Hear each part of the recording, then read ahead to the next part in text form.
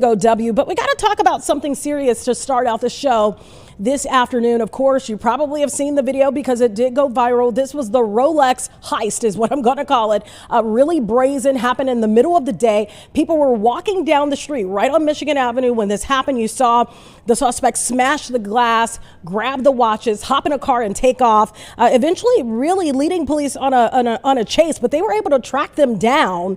And now they are charged. And joining us now to talk about it is David Williams, Deputy Chief with the Multi-Jurisdiction Bureau for the Cook County State's Attorney's Office. Thank you so much for being with us. Thank you. Thank you for having me. I appreciate it. Let's talk about this because this was pretty brazen, okay? So we can't ignore that fact, but this is not the first time that we've seen something like this unfold in Chicago. Really talk about the damage beyond the glass that a crime like this does in a city like Chicago. No, unfortunately not. We've had, history of these smash and robs or flash mob robs, as they come in and take over a store. But the damage they do to businesses and the danger to employees of those businesses, consumers who goes in those businesses, how much they steal. But it goes even beyond the initial theft that happens here that costs businesses across America hundreds of millions of dollars in theft that is pushed on the consumers, lost state tax revenue, so many different things, but also what these crimes finance. The people go in and commit these crimes and steal, and then they take it and they use it for narcotics, for drugs, for guns, and other violence that it supports. So this is the beginning of the cycle of crime that continues, and this is partly where it starts. David, let's talk about how you were able to get these 6 offenders charged. Are all 6 charged? And are these charges that can stick? Because that is something that we have heard in terms of people, backing, kind of going against when these people are arrested. Oh, they'll be out in a couple of days. Are these charges that will actually stick and these people will be held responsible? Yes. I can't talk to specifics of any ongoing case, but I will say they are charged. They've been through first appearance court. Obviously, there'll be a determination whether they'll be held in custody, and then it'll be put to trial if it goes that far. But we will pursue it aggressively within the full aspect of the law. In fact, because these crimes are so related to violence and other things happening in the city, the state's attorney has been incredibly proactive and aggressive in going after these criminals for what they do. And the first day in office, she had a change in policy in which we prosecute these retail thefts and thefts to the full extent of the law as felony prosecutions. Are you, David, I know you're in this position and I don't want to put you on the spot here, but this was pretty serious. This was, bright outside, broad daylight. The police helicopter had to be used to really track this vehicle as well. Are you shocked by how brazen these thieves have become? Because we've seen this happen here in our city, but we see it happen in LA. They walk in, they grab the bags, they grab, jewelry or whatever and walk right out. Are you shocked to see this kind of repeated narrative happening over and over again, not just here, but in major metropolitan cities?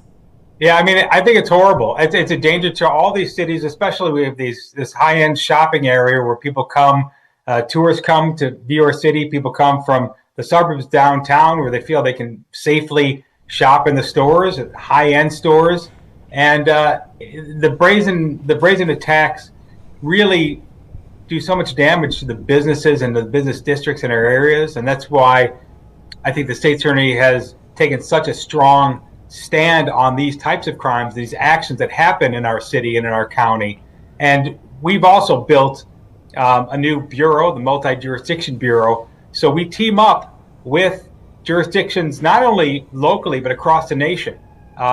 This past May, the Cook County State's Attorney's Office, in conjunction with the Cook County Retail Organized Crime Task Force, which is a public-private partnership of law enforcement and as well as the private sector retailers, working together, led by the prosecution, to battle these crimes. And we brought together 30 states around the nation to focus a national blitz on the day to go after these types of thieves, these types of attack, and led to more than 700 arrests around the nation, led again by the Cook County State's Attorney's Office and CC Rock.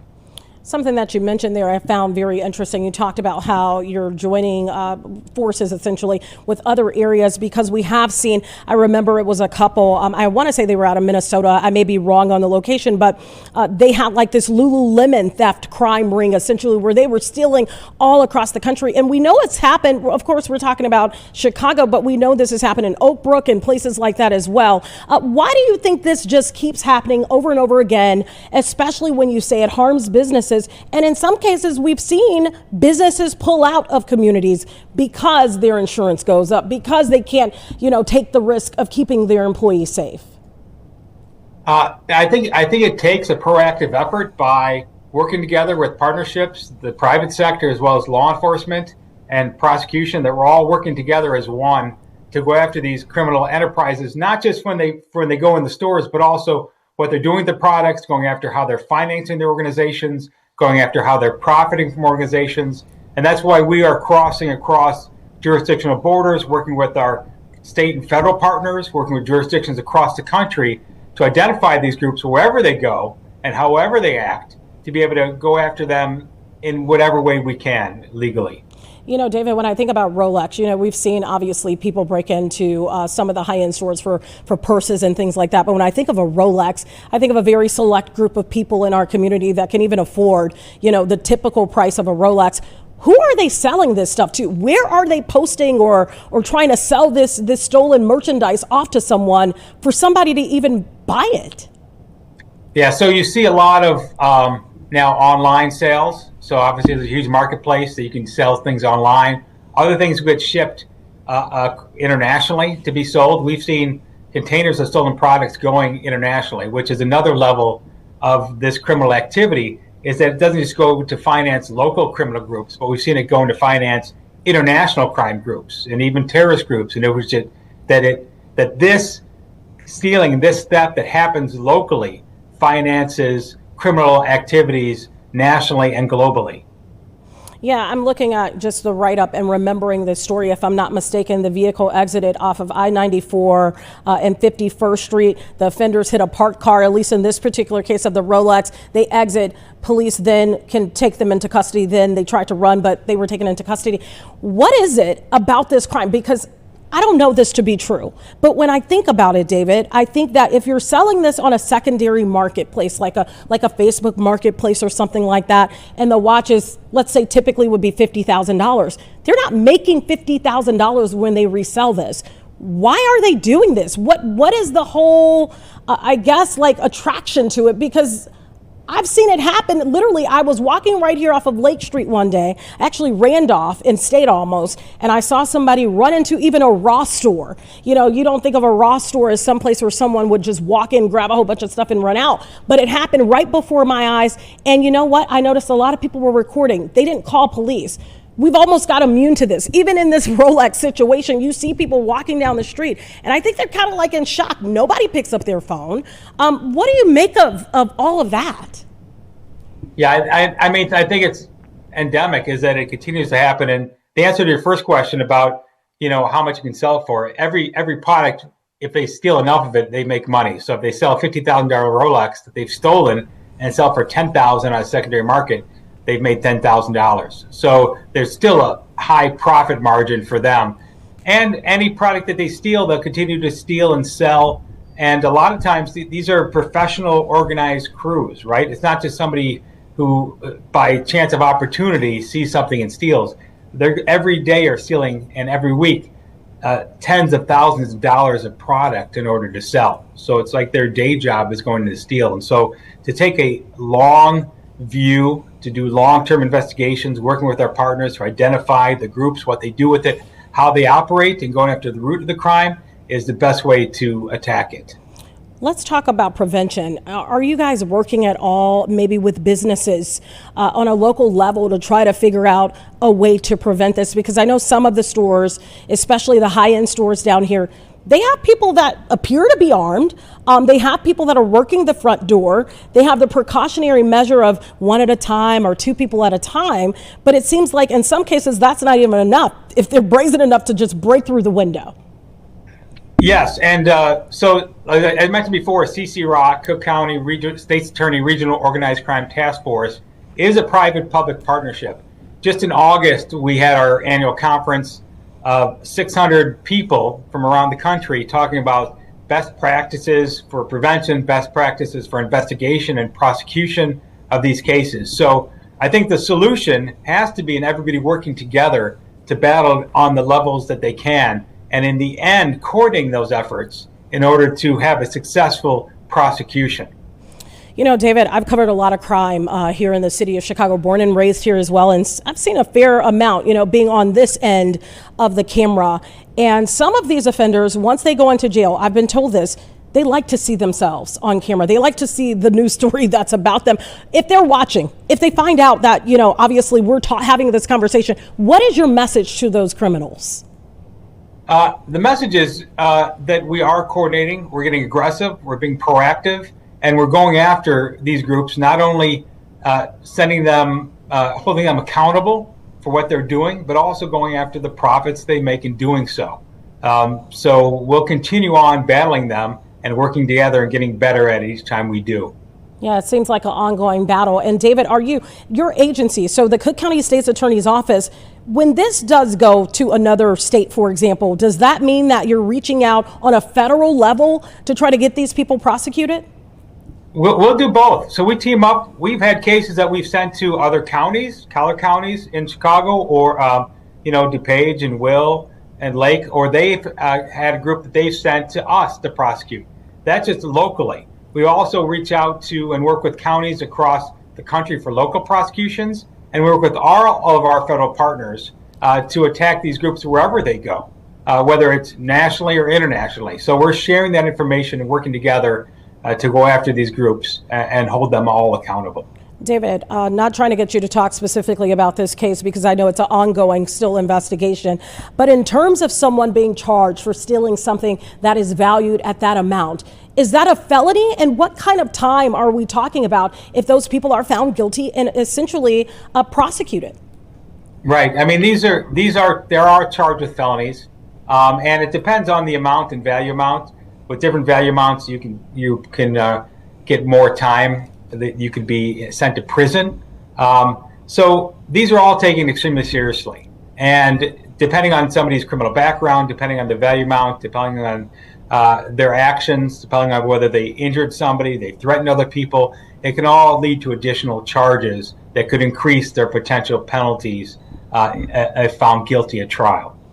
David, you mentioned that a lot of these are theft rings where they're doing this, you know, with a coordinated effort. Have you found that some of these people along the way of investigating these crimes are repeat offenders? Yes, you do find long histories of criminal activity, especially prior burglaries and thefts. As I said, this is a modus operandi for them, that they continue to commit these crimes and often are recidivists. Yeah. What ultimately, in your professional opinion, and maybe even based on the work that is being done now in that office, I don't think this is something that will forever go away, but to kind of chip away where you see it less and less happening, what do you think needs to happen?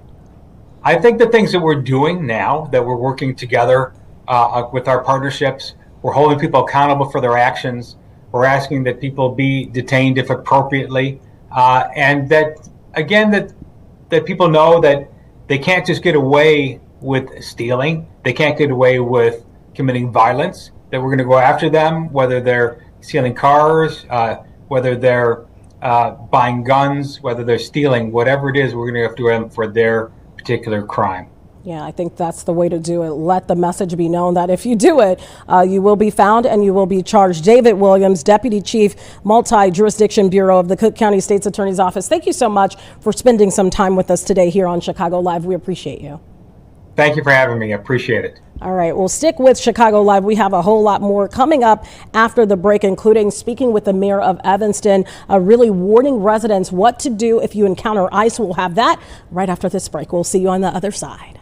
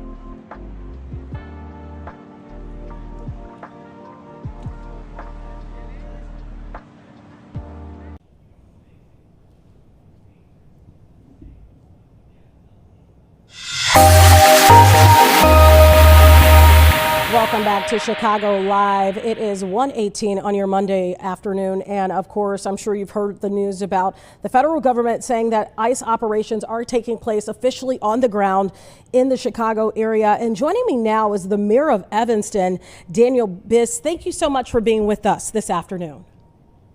Thanks for having me. Let's talk about this. I know you put out a message to residents, really kind of telling them what to do if they encounter ICE. What made you feel the necessity to put that message out to your residents?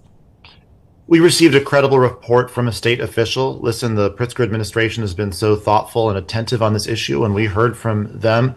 We thought it was important for our residents to know because we have been preparing for this moment since the minute Donald Trump got elected, passing a strong welcoming city ordinance to make sure that our police are not cooperating with federal immigration agents on civil enforcement, making sure that we're doing what we can to protect data, shutting off our license plate reader cameras to protect data, and communicating as much information about folks' individual rights as possible. So when we got this alert, we wanted to get the word out.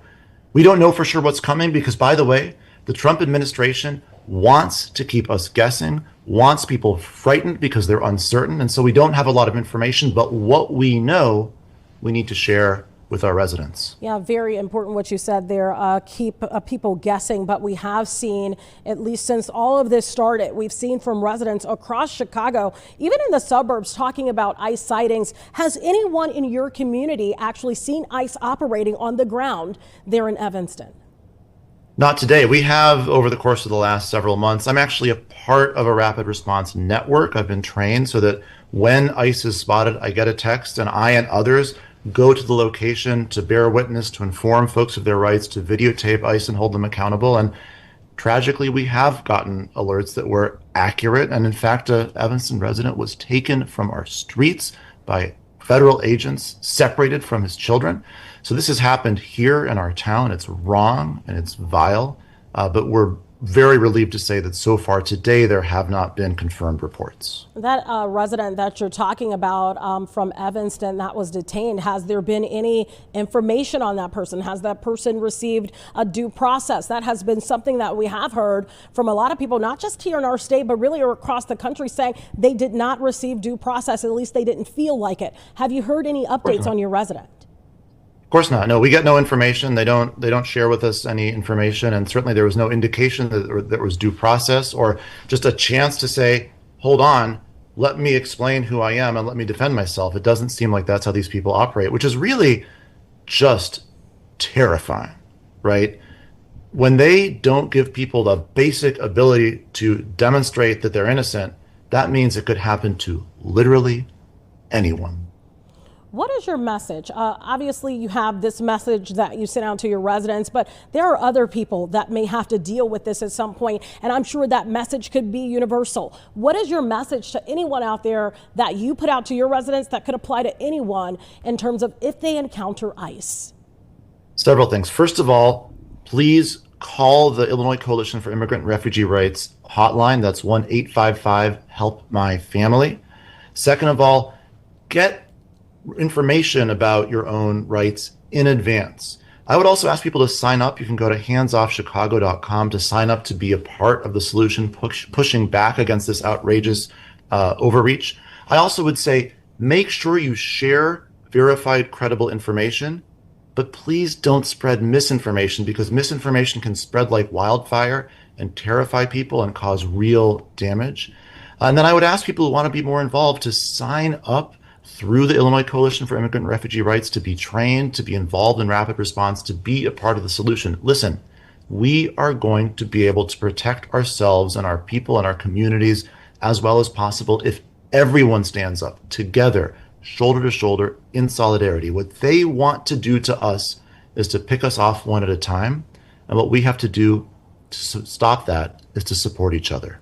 Mayor Biss, you know, we've seen areas in our community when we talk about Chicago, for example, the neighborhood of Pilsen. We've seen where there are people that are not even opening up some of their businesses in fear of being taken into custody by ICE. Maybe they haven't done anything wrong in terms of having a criminal background, but it's just that fear there. Have you seen it cripple your I guess, the economic engine of Evston or even some of your community members out of fear? Maybe they're not on the ground, but out of fear that they could be. Yeah, and remember, let's remember what we said earlier. There are plenty of people who have no criminal record who are full of fear. There are plenty of people who are with documentation who are full of fear because this is indiscriminate and there is no due process. So after all, who is safe? So I know that there have been a lot of organizations, some nonprofits and some businesses and some just community organizations that have delayed or canceled certain activities in Evston out of appropriate caution, out of a desire not to put people in harm's way. I can't say that it's, you know, as you put it, crippled the economic engine of Evston, but I can tell you that many business owners are very, very concerned for their employees and for their customers and for themselves. And this is no way to live. This is no way to live. To live in fear of your own government attacking your own community. It is an outrage. You know, Mayor, I know the Great Lakes area there isn't that far away from you, and there's been reports that National Guard troops will be housed there. There's been reports that ICE agents have been housed there. What do you make of that? And yeah, what is your comment to that even being a possibility? All rumored, but some people believe that it's true. Yeah, look, the idea that the federal government would send troops into our area against our will is so antithetical to how a democracy is supposed to work, how a free society is supposed to work. But here's the other thing I would say to everyone. There's a very, very, very important line that we must walk.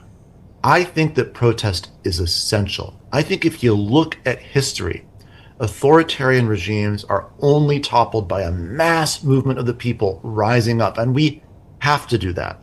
And I also think it is equally pivotal that that protest be non-violent, because what Donald Trump wants is chaos that he can use as an excuse to send in the National Guard. And so my message to everyone is rise up, speak out, protest, demonstrate, and make sure that you and everyone around you is doing it non-violently, because it's the right thing to do, because it's morally correct, and because it stops them from getting the conflict and the confrontation they want that is then the excuse to hurt us even more. Yeah, you mentioned, you know, making sure that everyone kind of keeps their cool under these high pressure times. The Great Lakes Naval Base has obviously been a focal point for protest against federal immigration enforcement operations there. Have there been protests in your community? We're a community of protest, and so we've had enormous demonstrations. I think on the big National No Kings Day of protest that was just a couple months ago, we had massive turnout in Evston. We've had a number of medium size other demonstrations as well. Our community believes in standing up to protect everyone. Our community believes that we all put our arms around each other and lift each other up, and I think that's the path out of this nightmare. Yeah, obviously you're in Evanston. Northwestern University is there as well. Obviously we just heard last week, it was breaking news, where the president of the university, Michael Schill, will not be the president anymore. And something that is obviously tied to the Trump administration and money being pulled from the university. Do you have a comment on that? What do you make of that, since that is such a huge presence in your community, the university? I don't know what happened with that specific decision, but here's what I do know. The Trump administration is attacking universities and researchers because they know that universities and researchers are a threat to authoritarians. They know that independent inquiry, that seeking the truth and then telling the truth, is the most dangerous thing in the world to their project. And they also, by the way, are attacking life-saving research. They're canceling medical research that will save lives.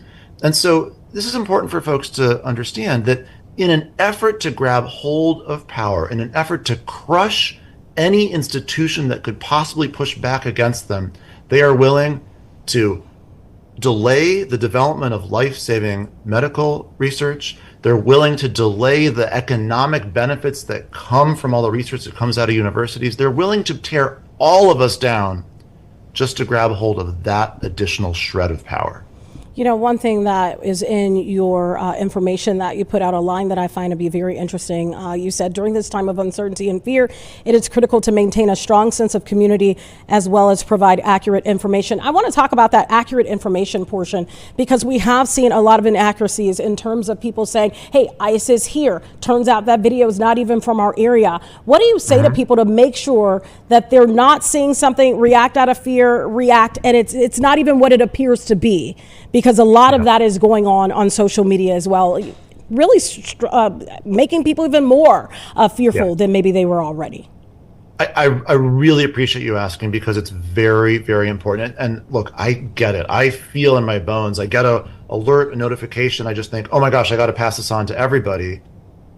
But it's really important first to check the source and make sure that it's credible. And spreading credible information is essential. It's life-saving. But spreading misinformation is genuinely dangerous. And so I just ask everyone to take a beat, see what the source is, see if it seems credible and well-sourced and researched. And then if so, you bet, share it to the world. But if not, I think it's best not to, because there's many reasons. First of all, if people are acting on bad information, they're going to make bad choices. But here's the other thing. If people are just flooded with alerts, many of which are inaccurate, they're going to get desensitized to them. And then when the real alert comes, they may not act on it. So I just appreciate the question. It's always a judgment call. It's always a balancing act. I'll be honest with you. Last night when we got the information we had a tough internal conversation. Do we share it with the community, knowing that we're not certain what's going to happen? But ultimately we decided we owe it to our residents to tell them everything that we know, given the threat that folks are under right now. Is there a place that your residents can go in the event that something is going on in the community, so they will stay alert and make sure that they're getting that accurate information? Is there a place they can go to kind of see like those updates coming in? We as a city work really hard to get as much information out there as possible. If you go to cityofevanston.org and sign up for our email alerts, we try to get a lot of information out there. If you follow the City of Evanston on social media, particularly as they're developing situations, we especially use our Twitter feed to get information out there. And we also are humble about the fact that we're one of a number of different institutions. And so I would say, collaborate with our high school and our elementary school district and work with other key social service providers in the community. We all need to be informing each other. Perfect. Mayor Biss, we appreciate you joining us on Chicago Live, talking about such an important, really important thing that's happening across the country, not just in our own backyards, but it's happening across the country, and definitely something everyone needs to be aware of. We thank you for joining us for that really heartfelt conversation. We have a whole lot more coming up on Chicago Live, including our very own Dane Placco, who's going to be talking to Timmy DeBus and joining all of those amazing Bears fans who are already out there tailgating. We'll have that right after this break. We'll be right back.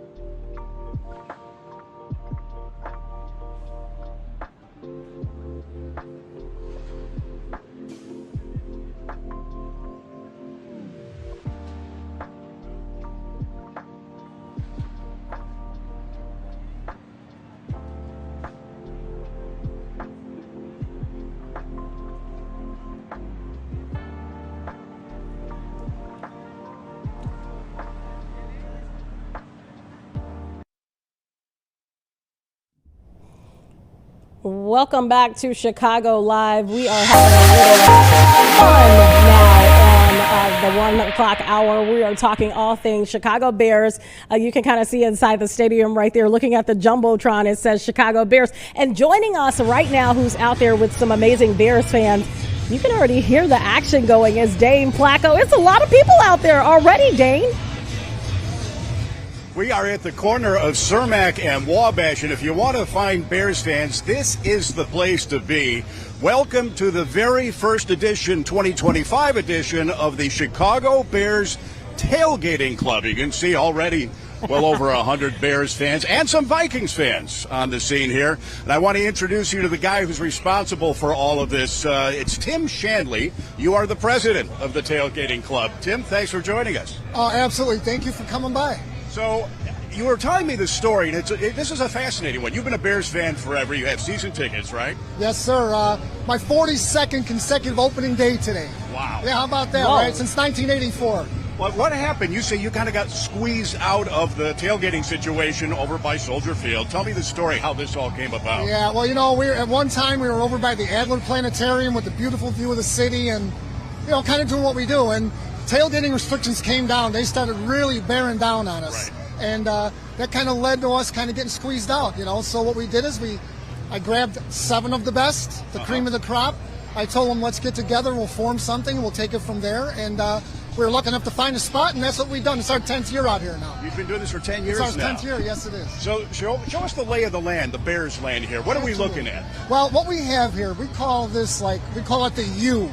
And inside the U is where we have 7 of the top tailgaters in the city here. Starting over here with the ambulance, that's our Bear Force One. Of course, everybody has Bear a Force different. One, yeah. And that's Boots and the crew. They're Italians and they cook like Italian grandmothers. I'll tell you that. That's kind of their thing, really, no doubt. You go down the line. We have Big Keith here. That's the 6 guys. There's BM5, the command center, which we took a walk through earlier, and then the front 7 who have their brand new rig out here as well. So. And you supply the booze, you supply the food. Yeah, so, even though we're all one, we just talk about all these different parties, and we're all one, but yet each party supplies for the people that they know are coming. So it's kind of like a big kitty in here. And people walk in, there's plenty of food, there's plenty to do with the games. As a matter of fact, we're minutes away from having Super Bowl champion Jim McMahon here. Tommy Kramer from the Vikings is coming. Eric Kramer. Yeah. I'm dropping names. I'm sorry, guys. I shouldn't be doing that. No, you're dropping good names. Yeah. So speaking of food, let's walk over here. Yeah, let's check it out. Show me the barbecue setup. This is pretty amazing. Yeah, it really is. One thing about tailgating, you better have food and it better be good. Yeah. And it's a given. Yeah, and I used to do this myself, all this, but you can see, since we've grown so big, I can't go behind the kitchen line anymore, which is my true passion. This is where I would rather be.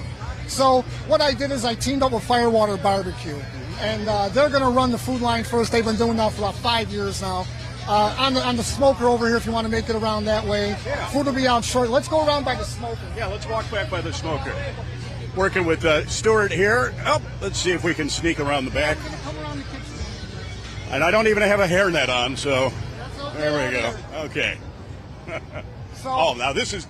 He showed this to me before. Wait till you see this. Hold on a second. So we're here with Roger. Hello, Roger. This is Roger from Firewater Barbecue. Hey, how you doing, guys? All right, so let's show them what we got. Right here, of course, we have Bartolini Italian sausage. That's freshly made.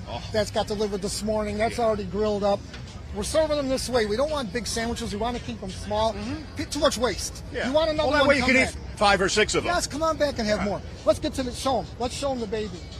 This is what we showed Dane earlier. You loved it. Yeah. Here, I'll grab the tray, Roger. Hang on to that. Yeah, wait till you see this, the cooktop open here. This is like the scene in Raiders of the Lost Ark where they opened the Ark of the Covenant. All right, check this out. So what we have here, these are the smoked pork butts. I don't know how many are in here, 30 of them maybe. You get about 25 sandwiches for each one of these. And one good thing is they're wrapped and they're smoked slow so they don't dry out, and we can use them as we go. There's trays now. You see these trays in here. So let's start here. We have Italian sausage. We have some chicken marinating. I like the way you said Italian sausage, by the way. Thank you for that. You're welcome. That stays with me, that accent. Yeah. So, we're doing some chicken breasts here. These are marinated, a little bit of a spice to them. You can have them on a plate or on bread. We've got the beans. We've got the coleslaw. One big thing here. Let's show them this over here. Yep. Where do you have the electric paddles? Exactly. And then inside here, we're lined up. That is the mac and cheese vault. Okay? Mac and cheese vault. That is smoked mac and cheese. I'm going to tell you something about that smoked mac and cheese thing. I'm not kidding. That is some of the best stuff I've ever had. That is like liquid gold. I'm going to tell you. It's the way they do it. We can get a look at. Let's peel the top off of that tin right there. That stuff there. Oh, look at that. Yeah, look at that. Oh, look at it browned around the edges there. Yeah, plus, the sauce in there. I think it's a 4-cheese sauce. Yeah. They smoke it in the smokers back at Firewater. They bring it here on the smokers. That's a work of art. Who cares about Van Gogh or Rembrandt? I mean, I'll take the mac and cheese. Yes, that's awesome. you know it. Along with the beans and the coleslaw and all the Yeah. pickles and onions and things like that. And that's just a small portion that goes on here. That's just us. Across the way over there with the Italians, they have a list of pizzas. They're going on and on. And on top of it, there's a Bears game tonight to Isn't talk that something? about, right? Yeah, what do you Right. think? You looking forward to a Bears victory to start the season? Well, I would love a Bears victory to start the season. Being under the lights on Monday night with this new coach and all of that, that would be Cinderella. I'm not going to say, I'm a little concerned. I'm going to be honest. We have to see where we're at here. Yeah. We got to find some footing. The hype is on, but reality's another thing. I want to come out a winner. I want to see the Bears fight and squeak this thing out, maybe with a field goal at the end or something. And one more thing before we throw it back to the studio. Yeah. I find this fascinating. You, born and raised in Chicago, You moved away how many years ago? You live in Austin, Texas now, right? That's right. So you come back every Bears home game weekend for this. That's right. You put this on. Yeah, this party. that's 18 years ago when I moved to Austin. Okay. Why do you do this? Why do you keep doing it? Passion, it's just something ingrained in me.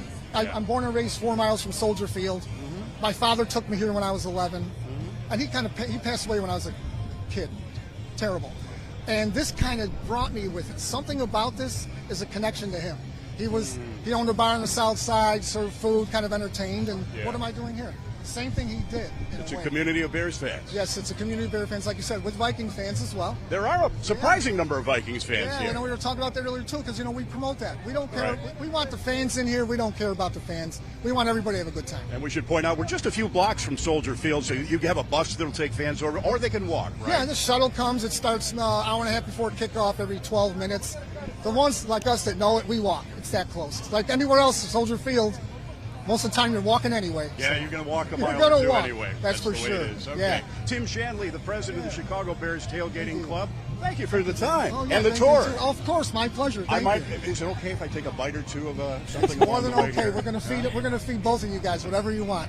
Ha ha ha! Back there. No. Back there. You wait one second, Dame Placco. No, no sneaking back to the people at the station. Sorry, it's against the broadcasting rules. There we go. All right. Well, next time. Dane, you can't have all the you. fun. You got to All bring right. Mark and myself some food back. Don't you want some of that mac and cheese? That's my old buddy, Timmy from the bus. From the bus. We have him on every Sunday morning. Yes. And that guy knows how to tailgate industrial strength style. Yes, that was amazing. That tour was absolutely. He traveled 981 plus miles to get here from Austin, Texas. So That's that crazy. says everything. Oh, absolutely. All right, Dane, bring us a plate back. Yeah. Don't forget about us. Once I again. might. I'll think about it. All right. All right, We'll see you Dane. later. That was a really good time. Once again, Dane Placco has the plum assignment. I know. He always gets the best assignments. He's either at a brewery I or know. someplace fun or interesting or where the good food is. Yeah, well, we're with good people. I'm with good Well, company. Wait a amen minute to now. that, sister. All right, Amen. so a lot of people will be in good company celebrating the first game, the first win. We're going to say win let's go with for that. the Chicago Bears. Yeah. What will the weather be like while you're sitting in Soldier Field tonight? Okay, kickoff temperature, upper 60s. Okay. Sunshine. And clear skies all the way through the entire game. Winds will be pretty light. And look at this, halftime 64 degrees by the end of the game. Moonlit skies with temperatures of about 60 degrees. And we even threw a score in there for you, too. Bears 27, Vikings, what is that, 24. So it's in print, it must be true. Well, they say it may be close tonight. I was looking, I just told you not too long ago, they had, I think it was Minnesota, the probability of them winning was, I think, like 53%, and then us was 47%. I think we're going to pull out a win tonight. I'm hoping for one. Let me ask you this. Since it will be kind of in the 60s, and it will be, obviously, Soldier Field is open, you're right by the lakefront, should people take a light jacket? Yeah, that would be good. Yeah. I mean, you're going to be with a lot of other hot fans, Yeah, right? so you'll be They're all warmed gonna up. you kind of friction, kind of keep you warm in there, but still light jacket. Yeah, I was a Boy Scout. Our motto was be prepared. Yeah, that's very good advice. And if you want to be prepared, we're going to keep talking about the Chicago Bears on our 4 o'clock hour. We'll have that. And then we premiere a brand new show. Game Day Live will happen. I think that's the name of the show. Is that right? Did I get it right? I can't remember if I'm saying it right. Okay, I got it right. I have to remember I had a to lot of stop stuff. and think too. I was going to jump in and help you, but I'm like, yeah, sounds right. Yeah, it's a lot of stuff to remember, but that kicks off for the very first time at 5:30, so we'll have all of that. What do you think about the Bears this season? You looking forward to the season? Here's what I really like about the Bears. Yeah. And we've said this every time they got a new coach. We kind of like the coach. I like this coach. I do too, Ben Johnson, yeah. He has this kind of no nonsense, but, I was going to say easygoing. Easygoing doesn't go with a head coach in the NFL, but he seems like he's got kind of a focused, smooth stream about him. He knows where he wants to go. He knows how to get there, and he seems like a coach that the players are going to respond to, and a coach that would be fun to play for. Yeah, and a coach that's respected. Because I think that's a huge, you got to have some camaraderie and you got to be in charge, but you also need to be respected. Respected, and he seems respectful to his players. Yeah, so I think it'll be a good game tonight. A lot of people will be watching. I can't wait. I was going to go, but you know what? I sometimes find it better to watch from home. Well, because then you get to sure. watch our coverage and our interviews that we get after the fact, and you don't get that if you're sitting in the stadium. No, So you get the full experience on the tube, on Yeah. the telly. As I'm they looking say. forward to it. All right, so Mark, thank you so much for breaking that down Yeah. with the weather. Take a light jacket. You heard it from Dad. Can't hurt. Mark is Dad today. He told you to Yeah, take a yeah. light jacket. You better listen. So Okay. often. Yes, we have much more coming up right here on Chicago Live. I think I saw Tina Wynn Yeah, there in the she house. is. Oh, she's already ready. We're Yeah. going to swap people now. So Mark, Come on, Tina. thank you, Mark. I'll swap with you. It's always great to have you here. We're going to have Tina Wynn coming up in the break here, right after the break. She's going to talk about J.J. McCarthy, who's from Evston, who is the QB playing for Minnesota. We'll have that right after this break. Don't go anywhere. We'll be right back.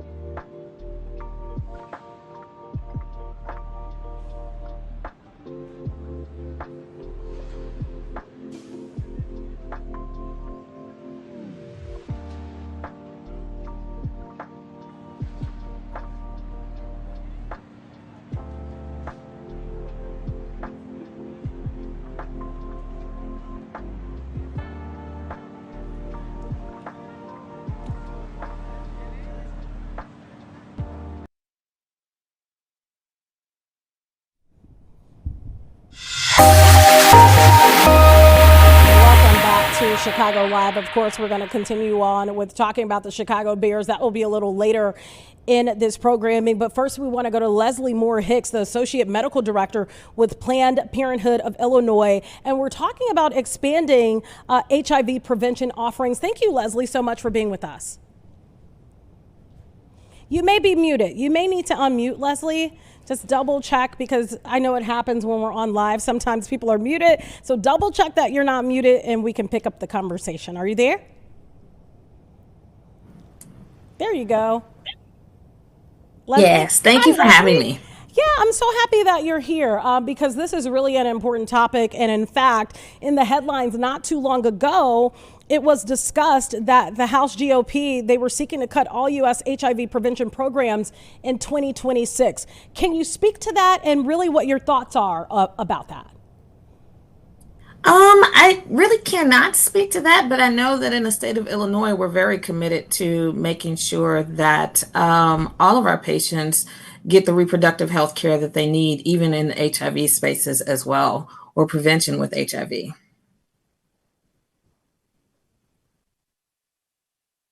Treatment that is now out there. Let's talk about that treatment and really what it does for patients.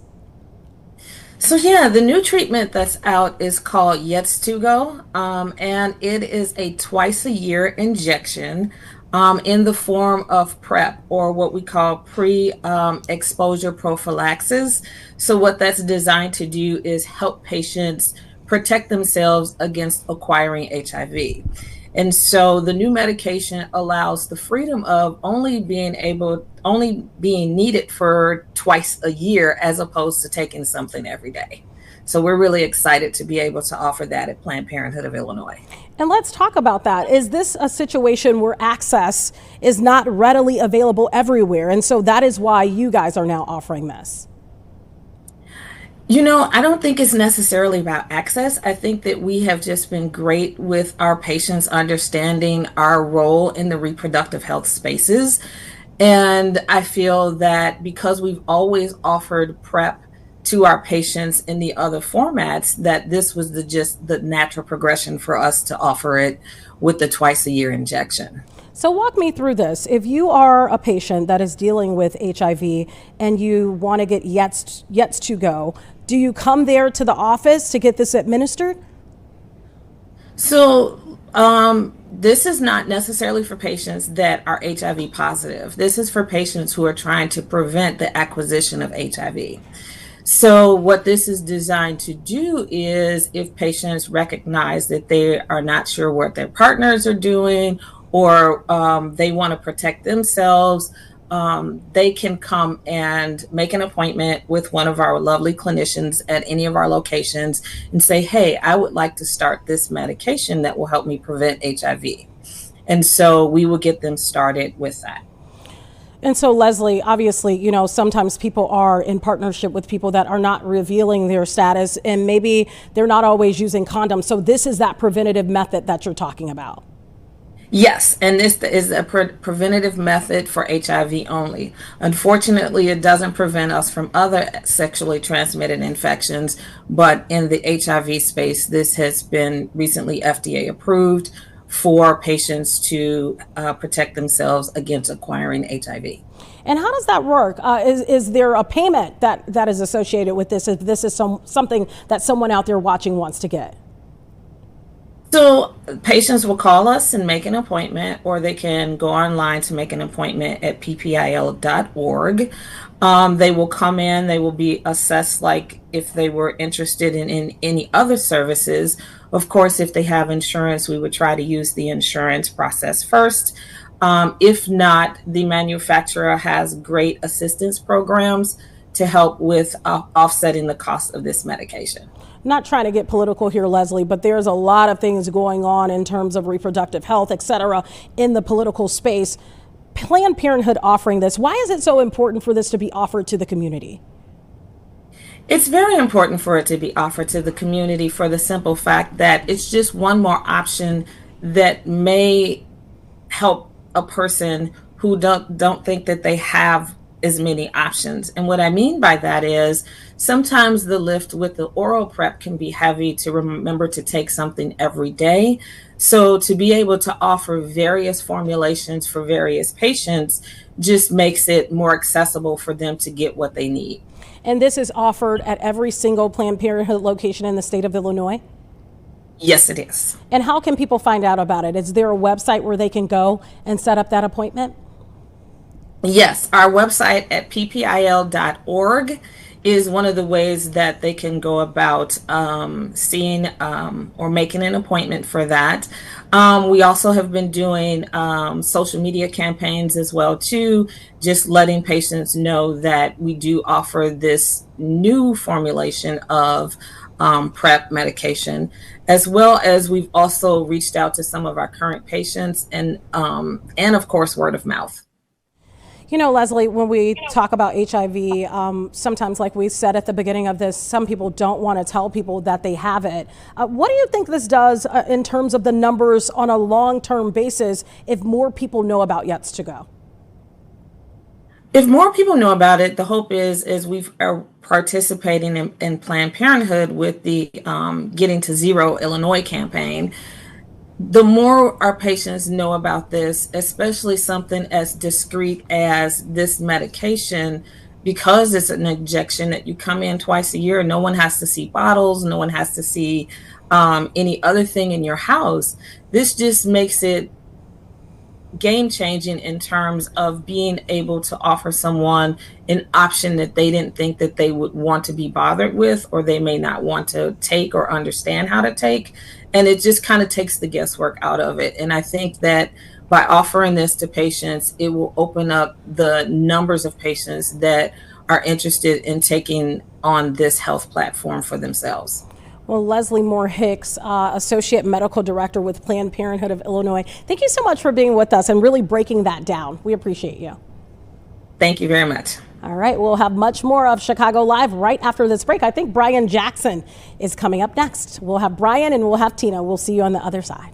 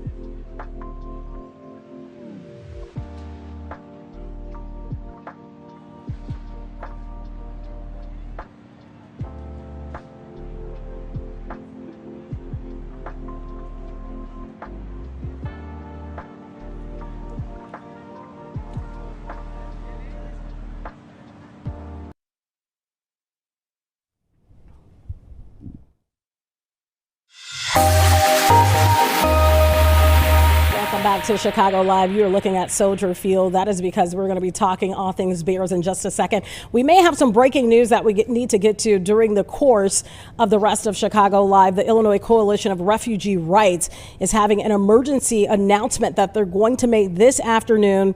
This is all pertaining to ICE and their meeting on the southwest side. As soon as we have that, we'll go to that live. But first, we got to talk to Tina Nguyen, one of our amazing sports broadcasters here. I don't want to call you a reporter because you do so much, so I feel like that diminishes really your role. But you had a really cool interview with J.J. McCarthy, who's from Evston, who's the quarterback for the Minnesota Vikings. How did that go, being that I know you're supporting the Chicago Bears? Yeah, no doubt about that. Yeah, so I got the chance to, so J.J. McCarthy's actually from LaGrange Park. Okay. And I got the chance to go there. Just, I wanted to get a feel of, you know, what this small town that he grew up in, what it was like, how he's inspired them. So I got the chance to talk to his old high school coach, Tim Rackey, Dr. Jim DeCipio, who's the village president of LaGrange Park, talked to went to Forest Road Elementary School, talked to some teachers that taught him, taught his siblings as well. So it's just a really cool story about seeing how when he first won the national championship in 2018 with Michigan, he in his post-game interview said, "I'm just a kid from LaGrange Park, Illinois, trying to do the best that I can." I do remember that. Yeah. Well, they made T-shirts. There's this group of little league kids that have T-shirts that say "Just a Kid from LaGrange Park" from LGP. So it's just really cool to see how he has inspired them. And tonight, obviously a huge game for him. I mean, you couldn't script this any better, right? This is the team. Yeah. The Bears were the team that he grew up watching, his favorite team, and now he's getting to make his first NFL start for the Vikings. But it's ultimately in his hometown, so it's super cool. We wish him well, but we want the Bears to win. Any idea if all of his family, all of his friends will be there in the stands? Yes. There will be plenty of people there. His mom and dad, his siblings, friends and family, his old high school coach as well, some of his teachers too. So yeah, he will be have a lot of people supporting him too. So statistics are showing right now by a very thin margin that the Minnesota Vikings will actually win. What do you think will happen tonight? Yes, they are a 1.5 point favorite right now on the road. I think I mean, first off, the whole week 1 of the NFL season, we've seen so many great games for people watching the Bills and Ravens game last night. I mean, that was so good. And tonight to end week 1 on a game like this here at Soldier Field, super exciting because you have, of course, new head coach, rookie head coach, Ben Johnson, Caleb Williams entering his 2nd season. And then, I mean, when you look at this game really in depth, I think for me, something I'm going to be watching is how does Ben Johnson work with the pieces that he has right now offensively and go up against this Brian Flores defense, because when he was in Detroit, he beat them like 4 times. That Brian Flores' defense allowed 30 or more points there when he faced Ben Johnson in Detroit. So it's kind of like a chess match. A chess match that's we're all looking forward to. So tonight is the premiere of Game Day Live, 5:30. Yes. Where will you be as you're covering? I will be at Waldron Deck, and then Lou and Anthony, all 3 of us will be out there. Then Cassie Carlson will be at Soldier Field. So yeah, it's our first time that we're bringing our pregame show essentially out. Bringing it out there to the fans. So we'll be in the trenches there with you guys, and it starts at 5:30. We'll go till 7 o'clock, and then we're debuting a new digital post-game show called After the Whistle. So I'll be joined by former Bears quarterback Jim Miller and ESPN Pat the designer as well. So we'll be breaking down the game. So we've got a lot going on here. We'll we be do. everywhere. It's a lot of moving parts. Yes. I know you have somewhere to be, but tell us if you had to give a score prediction. I know a lot of people don't like to do this, but if you had to, what would be the score? What would it look like to you? We talked about this last night on Chicago Sports Tonight when I was with Lou. I say Bears win 24-21. Oh, that's close. Yes, I think it's going to be a close game. I think Caleb Williams, obviously, the first few weeks, it's not going to be perfect, but I feel like this game is going to get off to a good start, and of course, Ben Johnson making his Ben Johnson era officially kicking off. So, a lot to look forward to. How fun is it for you to be out there tonight? First game of the season, official game of the season. I was on the phone with a friend coming to work, and I was just saying how just driving around the city. It's a different vibe, right? For example, I was on Lakeshore Drive, and there was this one guy just sitting kind of on the light pole, but he had a Bears hoodie on, just and I was like, you know what? Yeah, this season officially kicks off today for the Bears. So probably just waiting for the game to start hanging out. He was literally sitting there just on this light post on Lakeshore Drive and with his Bears hoodie, and I'm like, honestly, that's a mood. Same. We're all excited. We're all can't wait for the season. Yeah, and the weather is a decent for it, because sometimes it's super cold. Yes. So I think everybody's cool with it. I know it's not fall just yet, and I feel like I've been getting some flack on social because they're like, it's not fall yet, but you know what? It is to me, kind of when football season starts, it is essentially fall to me. So yeah. You do a great job. We're looking forward to your coverage tonight. I'll be watching at home. I wanted to go to the game, but like I was telling someone, the joy of being at home too is to be able to see the interviews that you guys get up close and personal, because a lot of times when you're at the stadium, you're just, you see them on the field and that's it. You don't get to see them up close and personal, their thoughts about the game, what could have been different, what could have been better, what could have been, Obviously, I feel like when you're working it, it's so much better to be out there, because you can get a sense of what the fans are feeling, even in the locker room when it's after a win or a loss. But I will say, getting the chance to also watch it in the comfort of your own home as well on your couch, whether it's making buffalo chicken dip or something like that. I mean, nothing beats that too. Yeah, let me ask you this, because when I went to the last preseason game that was at home, Cassie Carlson took a picture of me in the stands. She actually found me out of all the people that were there. She was like, that's kind of her pastime. Where's Waldo, but where's Tia? It was her pastime and in downtime, when you have downtime. Is there anything that you do or anything you look forward to as the season comes about? I love getting to places early. I love an empty stadium. I love an empty arena. I just love taking in the calm before the storm. So yeah, I always love doing that. I'm trying to think. I mean, now that I've been in Chicago for close to 2 years now, I feel like it's fun meeting the viewers, people who come up and say, hey, what's up? We watch you guys. So that's been really cool too, just to obviously get to know more people as well in Chicago. I got to ask you this, because a lot of people may not know this, but when you cover sports, they have a room for the press, right? They have little sandwiches and little coffee. Is there something that your go-to when you go in the press room? I look forward to when they have that there. I love seeing excuse me, what their dessert spread is. Okay. Yeah. I was just curious. I love seeing what kind of desserts they have. And I obviously to know every single stadium, whether in every single team as well. Yeah. Whether it's doing MLB, NBA, NHL to NFL, every league, every team facility is so different. So but I always try to go for the desserts. All right. Well, Tina Wynn, let's hope that the Bears pull out a win tonight. It's always good to talk to you. You do an amazing job. And so everybody will be watching for sure. To join you guys. Yeah. Well, it's already 2 o'clock, and that means it's time for somebody else to step up to that microphone. And that is Brian Jackson. He'll be joining whoever's up next right here on Chicago Live. Don't go anywhere. Look at that. The press conference is actually starting. So let me toss to that. We want to listen in again. We told you this was breaking news. The Illinois Coalition of Refugee Rights holding an emergency press conference talking about ICE. This is happening on the South Side. Let's listen in now. The people united will never be defeated. The people united will never be defeated. The people united will never be defeated. The people united will never be defeated. ¡Woo! Unido jamás será vencido. El pueblo unido jamás será vencido. El pueblo unido jamás será vencido. El pueblo unido jamás será vencido. This is another chant. We're going to do another one now. It's a little bit new for some of us. So, say it once, say it twice, we will not put up with ICE. Say it once, say it twice, we will not put up with ICE. Say it once, say it twice, we will not put up with ICE. Say it once, say it twice, we will not put up with ICE. Say it once, say it twice, we will not put up with ICE. Say it once, say it twice, we will not put up with ICE. Woo! Okay, we're gonna do another one. Because we live in Illinois, right? Yes, we do. And we are a welcoming state. So, make Illinois welcoming for all. Make Illinois welcoming for all. Make Illinois welcoming for all. Woo!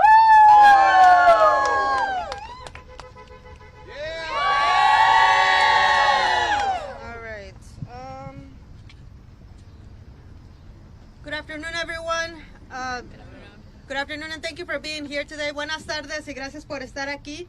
We'll start the press conference with statements in English, and then we'll provide translation for those speakers that can translate. So before we get started, I want to just give my name, title, and the organization that I'm here representing. My name is Ray Wences. I'm the Senior Director of Deportation Defense at the Illinois Coalition for Refugee and Immigrant Rights.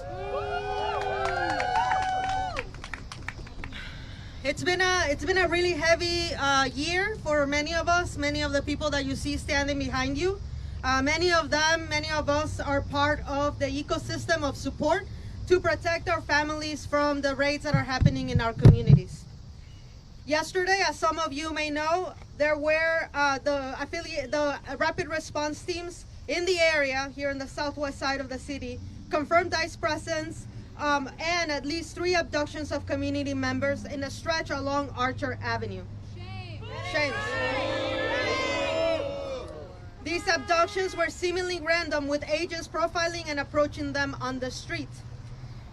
We believe this operation signals the beginning of ICE full escalation in Chicago and Illinois.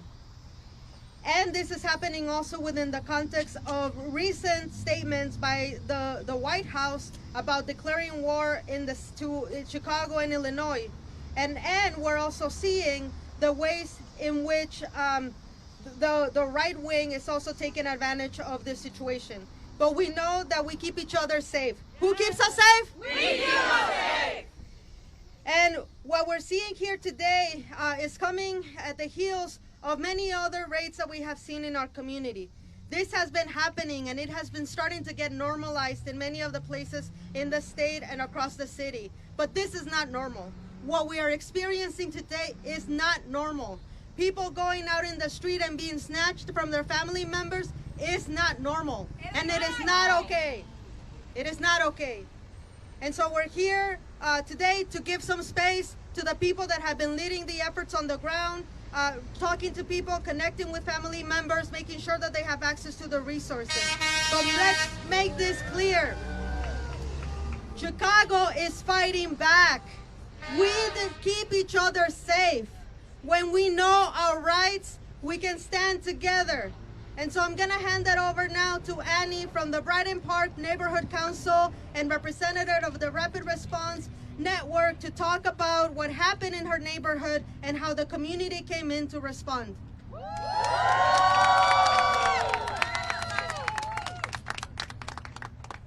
Hi, good afternoon. My name is Ani Huamani. I am one of the leads with the rapid response team here on the Southwest side. We've been responding to multiple sightings that we have confirmed in the past more than 24 hours now. There's been, as mentioned by Ray, 3 kidnappings now. Thankfully, we've been in contact with two of the families of the 2 people that have been kidnapped. However, this is not okay. That ain't right! We've already seen a decrease, a huge decrease this morning as I was dropping off my kids at school. No vendors were outside. People are afraid. People are scared. And this morning, we actually responded to a couple more sightings on 61st and Kildare. I was able to knock on one of the windows of one of the cars that was alleged to be ICE agents. They did identify themselves with the Department of Homeland Security. When I asked them why they were here, what were they doing, they said they couldn't tell me anymore. We got confirmation today when DHS announced publicly online that they were doing a, quote, midway blitz. It's obvious that operations have begun in Chicago. And it's even more obvious they're going to be targeting our communities here in the Southwest side. Again, we're afraid. Our neighbors are afraid. We don't know most of our neighbors don't know what to do, but we're telling our neighbors to please know your rights. Don't open your doors. If they don't have a warrant, they cannot come into your home. Another thing with today's incident was that CPD was present. A person was arrested. However, we are unsure where the person is at the moment. I do want to mention there are right-wing agitators that are tagging along with this federal agent as if it were a ride-along. It's not okay to do that. They try to agitate our community members. However, thankfully the Southwest Rapid Response Team was there and we were able to de-escalate some of these interactions. Let's not feed into this. Not only did we de-escalate, but we also ran off these agents. They're still in the neighborhood, but we were able to run them off from 61st and Kildare, at least for the moment. Sí se pudo! Sí se pudo! And above that, we probably stopped a detainment from happening today. So we are happy that we were able to respond so quickly, which is why we always tell people, which is why we tell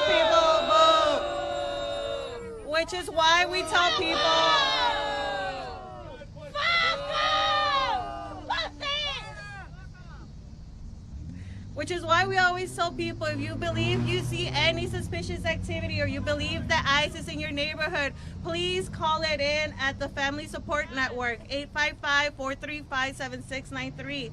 This is how we're able to get tips. Even if we don't get on the scene when ICE is there or federal agents or the suspicious car is there, it's okay because we're able to knock on doors and tell our neighbors and drop off Know Your Rights material. As I mentioned, our community is very, very impacted right now. A lot of people are afraid. Even the foot traffic, we can say, has decreased in our local neighborhoods and local community schools. If you know a neighbor that may be vulnerable at this moment and you're able to provide that ride or able to go to do that grocery shopping for them, please do. Be that support system because only we can take care of each other, nobody else. Who keeps us safe? We keep us safe. Who keeps us safe? We keep us safe. And if you're able to in the neighborhood, go knock on doors. Let people know what their rights are because this is our first line of defense. This is where agents stop from trying to kidnap us because we know our rights. So please, I ask everyone, if you know your rights and can handle material, go on ICER's webpage, get those materials, print them out at the library. Let's use our resources that we have here and start sharing them with our neighbors. Thank you. ¡Ay! ¡Escucha! ¡Estamos en la lucha! ¡Ay! ¡Escucha! ¡Estamos en la lucha! ¡Trump! ¡Escucha! ¡Estamos en la lucha! ¡Trump! ¡Escucha! ¡Estamos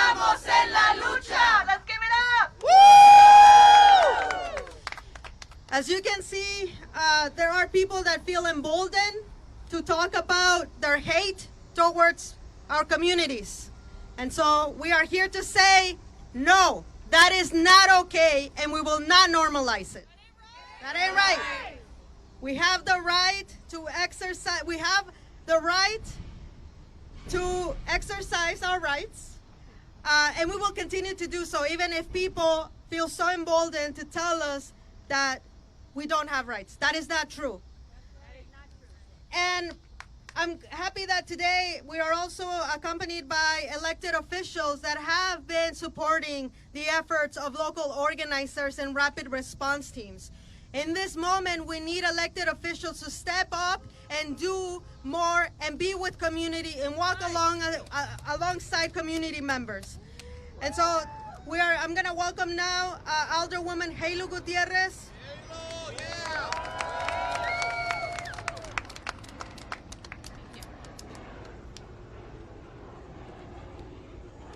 Good afternoon. I'm Alderwoman Heilu Gutierrez, proud to represent the 14th Ward and a proud Mexican immigrant. ICE has brought fear to our streets with raids on the southwest side. A federal assault driven by hatred, not by justice. At least 5 of our neighbors have been detained, and they're beloved members of our community. A flower vendor, known by all of us, was taken while working right here in front of us. Others were detained while waiting for the bus or simply walking in the sidewalk. This was never about arresting the worst of the worst. It's been about terrorizing our communities, but we will not be intimidated. These terrorists are not welcome in our community. Our community is aware of this, that we have rights, and we will continue to exercise them. We are not alone. We are working with fellow elected officials, ICER, community groups, and legal advocates. And I would love to thank all of you here today, because you guys been doing an amazing job out there in the community, confirming ICE activity, letting community know, and reinforcing their rights, canvassing, knocking on doors, going to businesses, giving all your rights information. So really, really thank you from the bottom of my heart of the great work that you guys are doing, and we will continue on doing. It is so shameful that some of my own colleagues on the city council are choosing to support this hate over common sense. This city will not forget, but together, this city will protect our families and keep our neighborhoods safe. Stay alert, protect one another, and share this information. We will continue to defend our families and stand united against these hateful attacks. And let us not forget, do not fall for the bait. Just as in LA, the National Guard is right here and ready to escalate. So we will not allow it here. Thank you.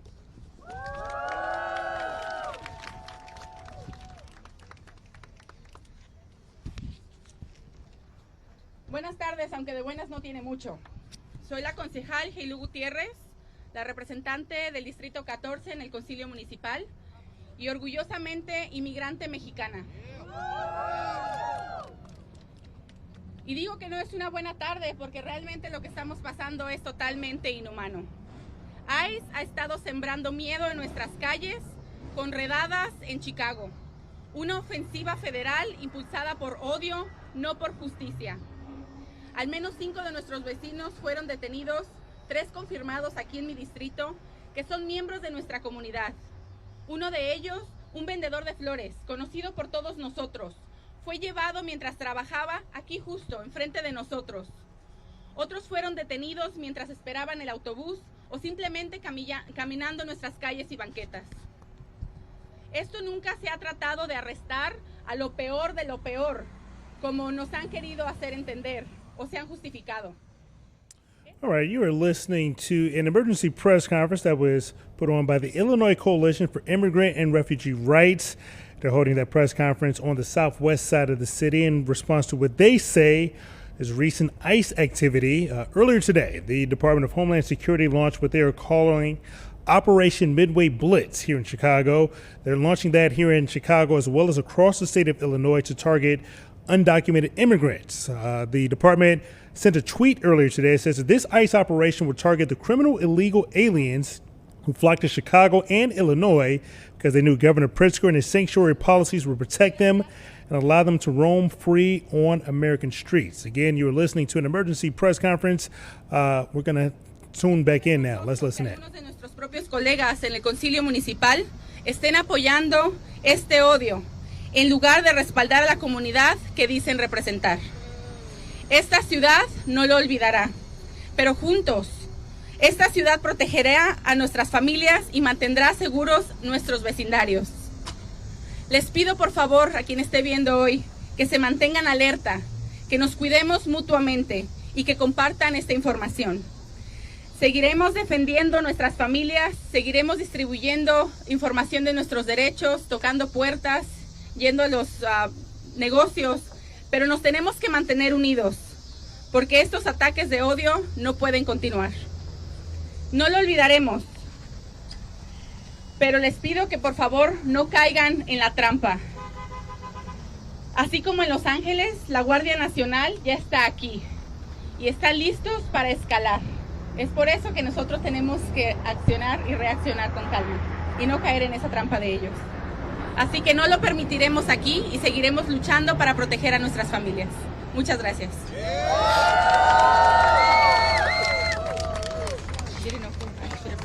No, está bien. Thank you. As we're here today, just want to make as we're here today and we're listening to everyone that showed up, just want to again ground us on the fact that we're still receiving calls into the Family Support Network hotline as we speak. We are more people reporting, more people being snatched. We will continue to monitor the volume of calls and work with the operators and connect people to the legal resources. But just want to let you know that this today is what many people were asking. When is it going to start? When is it going to start? This has been happening. What we're seeing today is an escalation. And so let's keep our eyes on ICE and let's keep reinforcing our rights and talking to our neighbors about what to do if we do see ICE activity or someone from our neighborhoods gets taken. But without further ado, I want to hand the mic over to another elected official that has been very supportive from the very beginning, Commissioner Alma Anaya. Not one more! Not one more! Ni una más! Ni una más! Ni una más! Ni una más! Not one more! Not one more! My name is Alma Naya. I'm the Cook County Commissioner of the 7th District. I say it's the most beautiful district. It's the whole southwest side of the city of Chicago. Biggest concentration of Latinos, biggest concentrations of immigrants in the whole county. And I proudly represent that district as a Mexican immigrant myself. I carry in my blood my people. I carry in my blood, in my day-to-day work, the struggles and the resiliency every single day from the administration, the current Trump administration, and his horrible, horrible people. But what we are here to say is that we will not stand for it anymore. We have continued to see the wonderful organizations and the wonderful neighbors that are putting up a front and a barrier from the horrible tactics that ICE is taking. And it is a great reminder for us that they will not stop here. They have already arrested, yes, undocumented individuals, but they're arresting citizens of the United States. They're arresting workers. They're going to workplaces. It ain't right. They're going into the schools, utilizing our resources, our communities for their hate. And guess what? We see their hate. We see their ugly. We see how they are continuing to demonize our community. And what we want to do today and what we will continue to do is to protect our own. Because they wanted a wall. Look at this beautiful wall of defense They wanted a wall? They wanted a wall? We're going to show them how we protect our own. We're going to show them that this is not right, that they are violating everything, that they do not have any basis to continue to intimidate, to continue to terrorize our communities. And we will make sure that in this beautiful city of Chicago, in this beautiful county of Cook, in this beautiful state of Illinois, that we stand by our immigrant community. We are not bending knee. So I'll tell them, if they're listening, we're not going to bend knee. This is our resistance, and we're going to continue to do it. Hola, me llamo Alma Naya, soy comisionada del 7º Distrito del Condado de Cook. Yo represento el suroeste de la ciudad de Chicago. Yo orgullosamente represento este distrito como una inmigrante mexicana, una persona que en su sangre tiene mucho amor para su pueblo, mucho amor para nuestra raza, mucho amor para nuestra comunidad.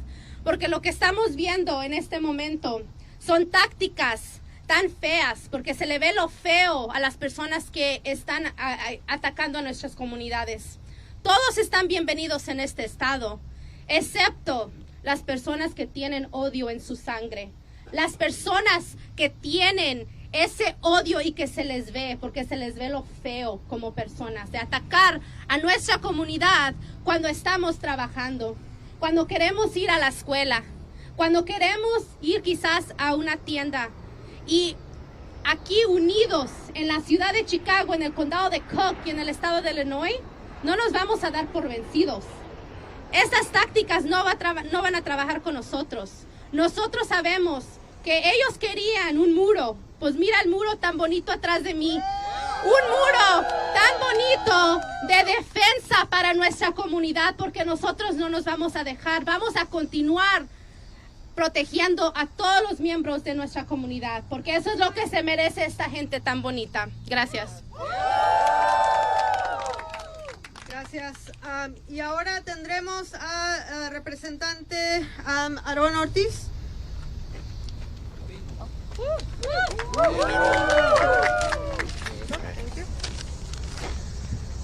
Good afternoon.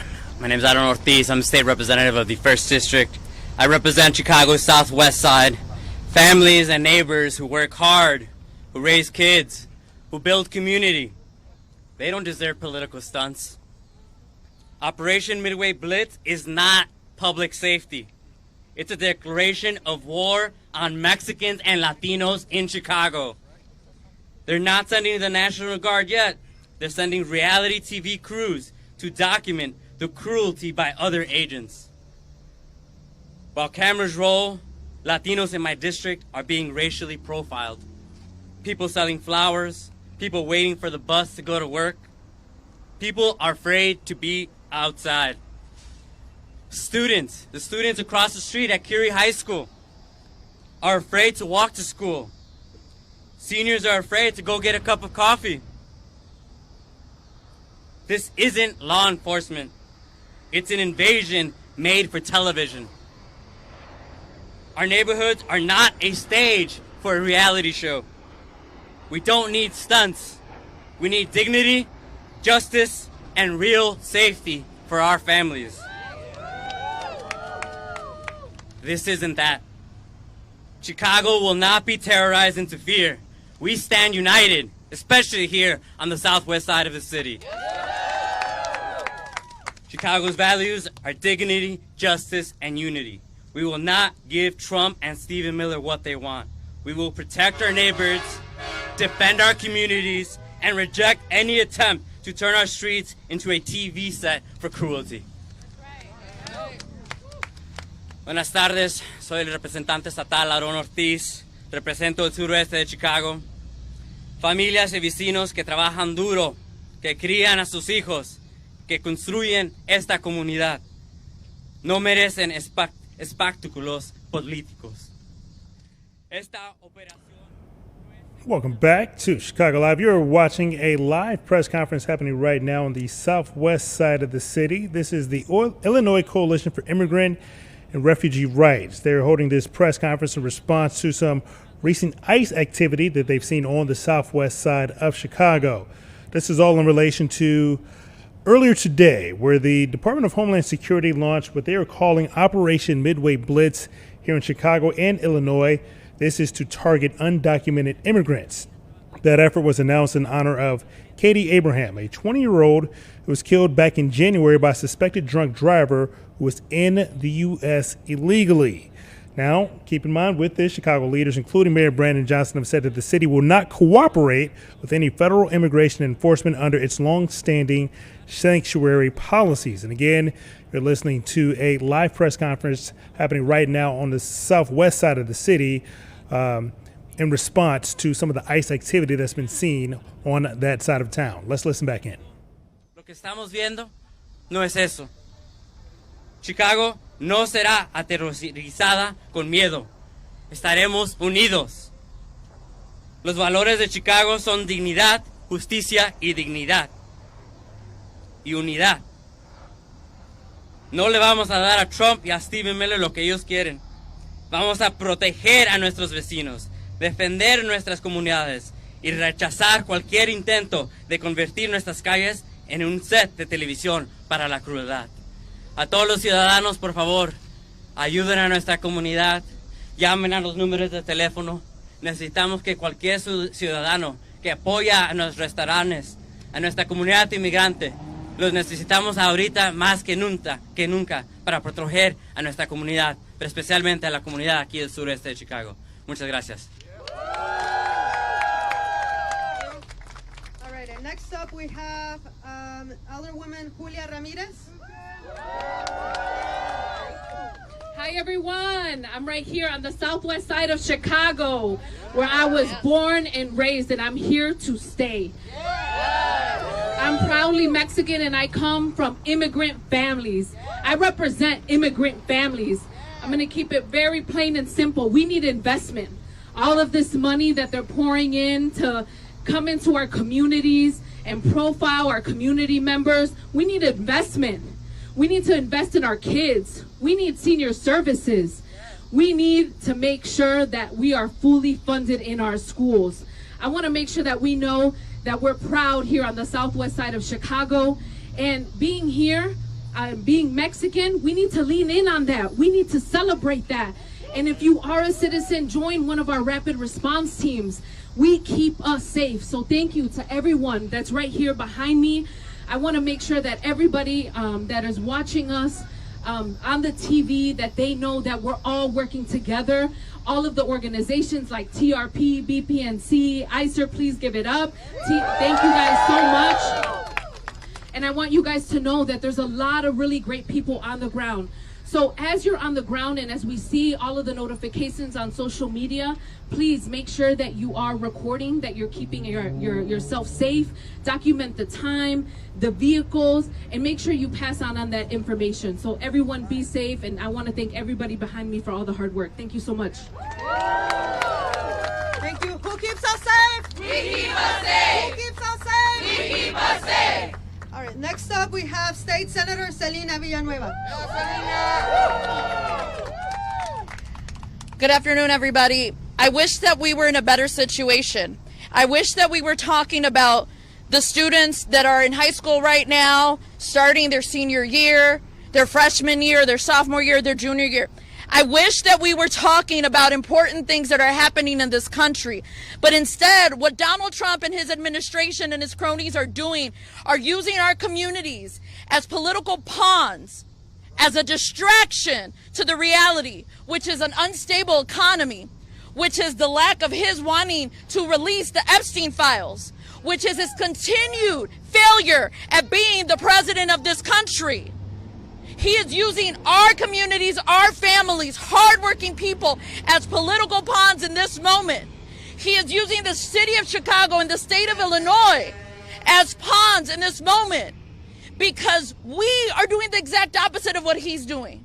We welcome immigrants and we see the benefit to our state, to our economy, to our culture, to our history when we have immigrants in Illinois, when we welcome immigrants to the city of Chicago.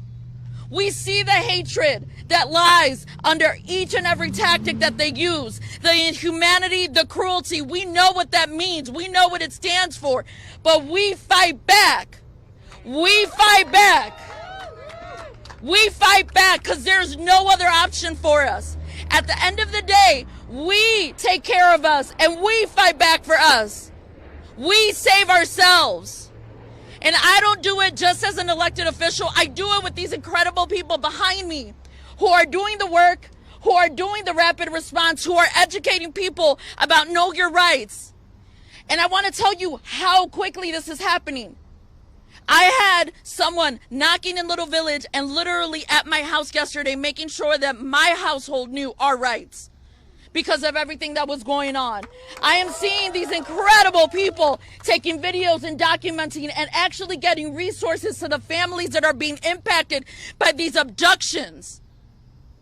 We take care of us. We fight for us. And for everybody listening out there, I know you're afraid. I know there's a million emotions, but you are not alone. We are not alone. We will fight back together because that's what solidarity looks like and that's what community power looks like. For people that are asking questions, record, take pictures, take all the details down. If you see something happening, let people know. There is a hotline, the Family Support Hotline, 855-435-7693. Take those numbers down, save it in your phone. When you see something, report it. Because the more information that we have, we're able to get people out to see and verify if it's happening and to offer resources and support where we can. But at the end of the day, this is the same message that when I walked on 18th Street with my neighbors in Pilsen this week because people were afraid of having the 18th Street Mexican Independence Day Parade. And what I will continue to say on Sunday when we march with my Little Village neighbors on the 26th Street Parade, I am damn proud to be Mexican. And I'll say this in Spanish. Aquí estamos y no nos vamos.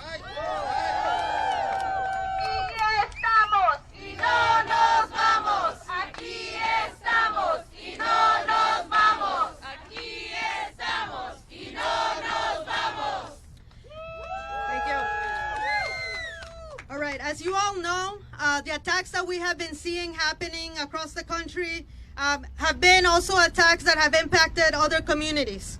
We saw the videos from Los Angeles, we saw the videos from Washington, D.C. And here in Chicago, we have a long history of movement building and solidarity.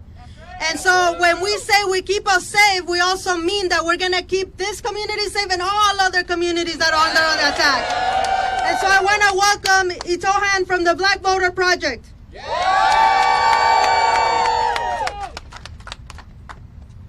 Thank you. My name is Itohan Osaibovo, and I'm an NFC coalition member and an organizer with the Chicago Black Voter Project. Thank you, ISER, for the invitation to join you. I'm here to stand in solidarity with the people of this community, Archer Heights, the hundreds of community and legal organizations representing the city of Chicago, and this divinely designed multiracial jewel of a city that we call home. Operation Midway Blitz is not an attack on one community or on the southwest side of this city. It is the sign of a targeted, militarized operation that threatens us all.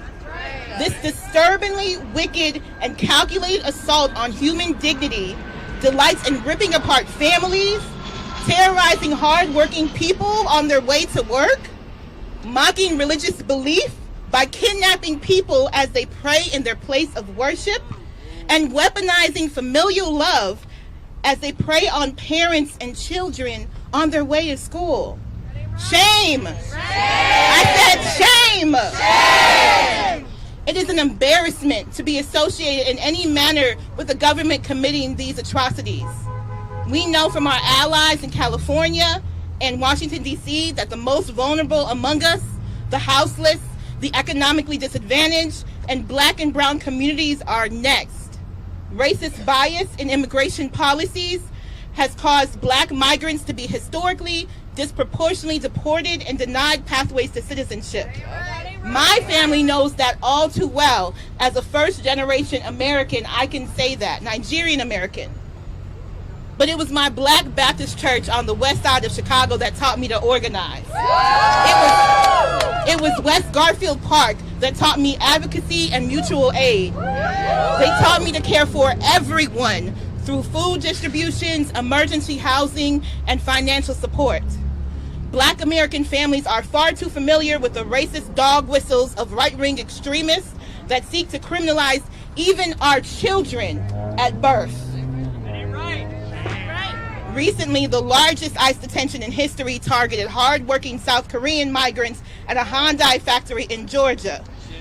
Shame! I want y'all to understand, and we need to understand, that all of us are impacted by this game, this sick show of hatred, and we have always been interconnected. We will always be interconnected. Today and every day, we stand 10 toes down with our neighbors.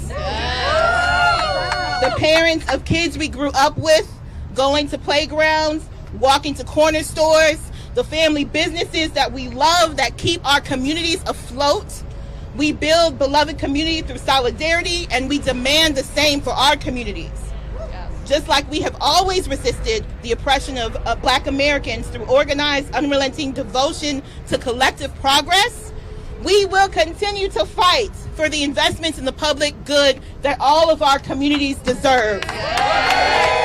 Through Know Your Rights trainings, mutual aid, and legal support, the NFC Coalition is standing with this community, and we will continue to rise in support of every human being that calls this city home. Thank you. Thank you. Next up, and as I mentioned, and I want to take a moment here to highlight, like, the broad network of support of many people that are here that represent other communities that are part of this fight across the city.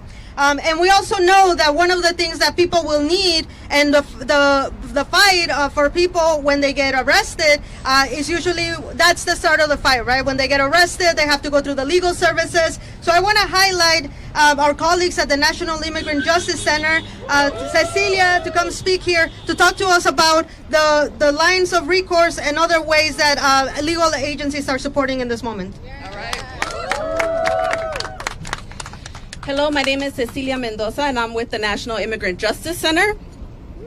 President Trump and Stephen Miller have been targeting our immigrant communities on nearly every front since the administration returned to office in January, from rounding up people at their court hearings and ICE check-ins, including now taking unaccompanied children from their beds in government shelters in the dead of night and putting them on planes to Guatemala in an attempt to disrupt their legal proceedings, and that is not right. While the president has repeatedly invoked false narratives about public safety in Chicago, the administration's actions are showing that their true intention is to terrorize immigrants and their loved ones, including children. NIJC is working with our partners here and many legal service providers across the city and the state to provide as many people as possible with access to legal counsel before they are disappeared by federal agents and denied the opportunity to have their immigration claims fairly considered. If someone is detained, please call the Family Support Network hotline to connect with legal services. We're also watching to ensure compliance with the Illinois Trust Act, and we're prepared to go to court to hold Trump's federal agents accountable for violations of the Castaño Nava consent decree and the U.S. Constitution. The hotline is critical to this response. We encourage everyone to document and report as many facts as possible if they see federal officers making arrests. And again, to highlight the phone number, 855-435-7693. Under the Trust Act, state and city police should not be assisting immigration enforcement in any way and should not be asking for information about anyone's legal status. The Castaño Nava consent decree restricts ICE's ability to make traffic stops or to arrest someone without a warrant. Please report those vehicle stops or any potential violations to the hotline.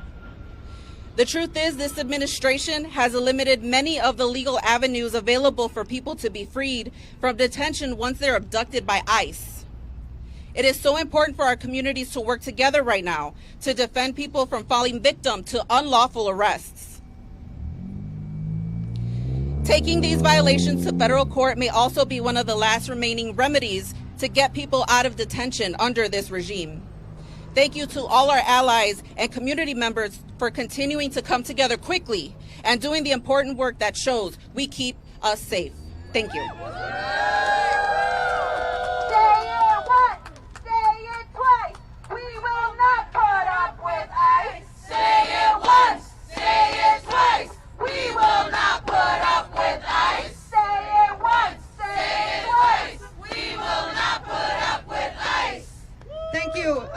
You have heard the Evston Family Network, Family Support Network hotline referenced many times here today. I want to welcome Evelyn from Organized Communities Against Deportations to talk more about the amazing work that they're doing and other ways that people can support. Hi everyone, I'm Evelyn Vargas from Organized Communities Against Deportation. And on Sunday, we saw agents take our neighbors and not just fail to follow their own process, but intentionally doing so, intentionally failing to produce warrants to foster fear in our communities so that folks don't know what happens when they go out to get food for their families, don't know what happens when they go out to pick up their children, don't know if they can go to church. And these agents, Trump administration is not looking for a reason to be provoked. Our presence is enough. That's why they're here.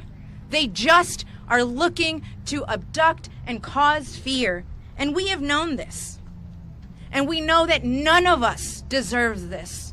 We are all able and should be able to live lives that are peaceful and are able to just be with our families and not have to worry about whether we can have a cookout at the park. And Trump administration will say this is normal. It is not. They will say that the ICE agents are here to make America better. They are not. They will say that they are here to make Chicago safer. They are not. And I know this because we keep each other safe. I know this because these abductions come on the heels of thousands of Chicagoans showing up on Saturday to march arm in arm.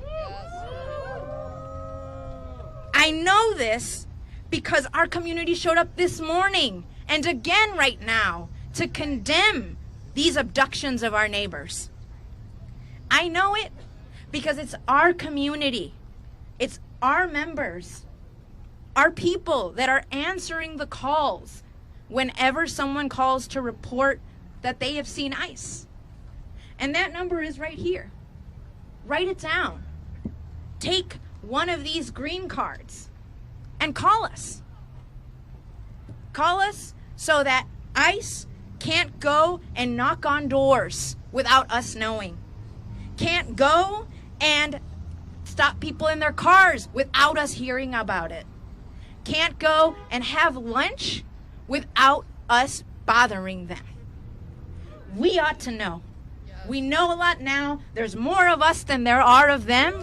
Call the hotline. Call the hotline because we have eyes all over the city and you can help. Thank you. All right. The story of Illinois is one that started many years ago when many organizations came together to build the infrastructure of support for people that have been being impacted by deportation and by raids all along the years. I want to welcome now Ere from the Resurrection Project to talk to us about some of the ways that the Resurrection Project has also been supporting and the MIDA network. Buenas tardes, Ere with the Resurrection Project, Ere Rendon with the Resurrection Project, also another proud Mexican immigrant. And I just have two messages. One is if you are a U.S. citizen, please visit our neighborhoods. Please go to our restaurants. Please do your grocery shopping at our grocery stores. We got really good produce, really good food. It is really important that we support our businesses, and it also keeps us safe the more U.S. citizens we have. And just a friendly reminder that the majority of Mexicans in the U.S. are U.S. citizens. The majority of Mexicans in the Southwest side are U.S. citizens. And we all have to exercise our rights. If you are asked what your status is, none of us have to answer. The second message is, if somebody in your family is detained, you can visit the website or you can call the hotline, fill out our form, let us know somebody was detained, and we're going to do our best to try to locate an attorney for you throughout our network. So please call the hotline if somebody is detained. Please take down their A number, their birthday, what country they were born in. Give us as much information as you can so that we can locate them and begin the process to try to find them an attorney. Thank you. And lastly, I want to welcome Marisela Bautista from the Brighton Park Neighborhood Council. Hello, everyone, and thank you for being here today. My name is Marisela Bautista. I am with the Brighton Park Neighborhood Council and a proud member of the actual council with ICER. Today, I want to remind our community about the power of our family support network. When a call comes into our hotline, it activates our rapid responses team like we saw this morning. From there, trained community members who know exactly what to do are sent out to confirm whether there's an ICE sighting or not. We have at least 30 teams across the state ready to move at a moment's notice. But this only works if people are calling the hotline. We cannot respond if we do not know. And we know that this system works because today, thanks to one of those calls, a kidnapping was prevented only a few blocks away from here. The Southwest Rapid Response Team, alongside others, showed up today and ran ICE off. We keep our community safe. Who keeps us safe? We keep us safe. Who keeps us safe? We keep us safe. Who keeps us safe? We keep us safe. So once again, please save this number in your phones, 855-435-7693. And finally, for those who are out in the streets and you see ICE or military agents in your community, we need your help too. If you see something, you too can be part of the resistance. We know that these agents do not follow the law, and the best defense for people is documentation. Your camera is a tool, and you have the right to film here in Illinois. Here are 6 things you need to know about how to document ICE or any other federal agents, okay? Number 1, stay at least an arm's length away from an officer. Number 2, film horizontally. Narrate when you're seeing what you're seeing as detailed as possible. Number 4, focus your filming on the agent's actions. As we know, sometimes and most of the time, they do not know and do the right thing, and we need to be able to capture that. Do not share your footage publicly without permission of the person being detained or their family. And again, once more, call the Family Support Network and talk to an operator about sharing your footage with them so we can pass it out to our network of lawyers. Remember, we keep us safe. And finally, at Brighton Park Neighborhood Council, along with other community organizations and other community members, are canvassing the area in different neighborhoods. We are passing out door handles similar to this with Know Your Rights. Make sure that you are reading them and you are staying educated and informing others. Thank you.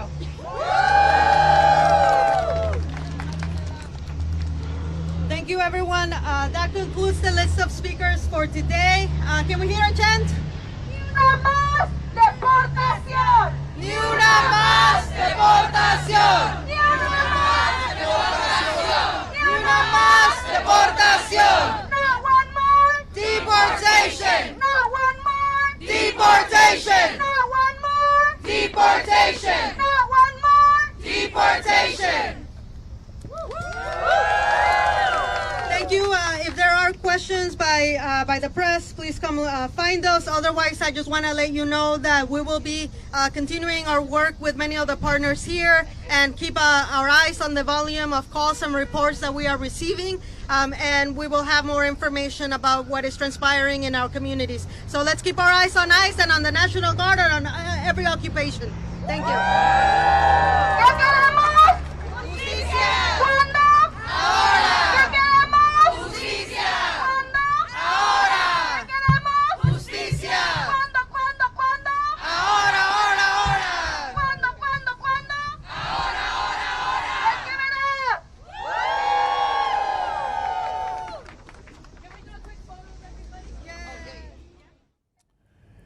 And you've just been watching a live press conference held by the Illinois Coalition for Immigrant and Refugee Rights. They just held that press conference on the southwest side of the city in response to recent ICE activity that they say that they've seen on the southwest side of the city. Earlier today, the Department of Homeland Security introduced a new operation that they are calling the Midway Blitz. They plan to do that here in Chicago as well as across the state of Illinois. And the goal with this new operation is to target undocumented immigrants. In a statement, in a tweet, the Department of Homeland Security said that this ICE operation will target the criminal illegal aliens who flocked to Chicago and Illinois because they knew Governor Pritzker and his sanctuary policies would protect them and allow for them to roam free on American streets. Now, this effort was announced in honor of Katie Abraham. She was a 20-year-old who was killed back in January by a suspected drunk driver who is here in the U.S. illegally. That happened in downstate Urbana. Now, some of the Chicago leaders in response to this new operation launched by the Department of Homeland Security, including Mayor Johnson here in Chicago, say that the city will not cooperate with any federal immigration enforcement under its long-standing sanctuary policies. Again, you've been watching that press conference for about the last 40 minutes or so. That was in response to the Department of Homeland Security launching what they are calling Operation Midway Blitz here in Chicago and across the state of Illinois. We're going to take a short break. We'll be right back here on Chicago Live.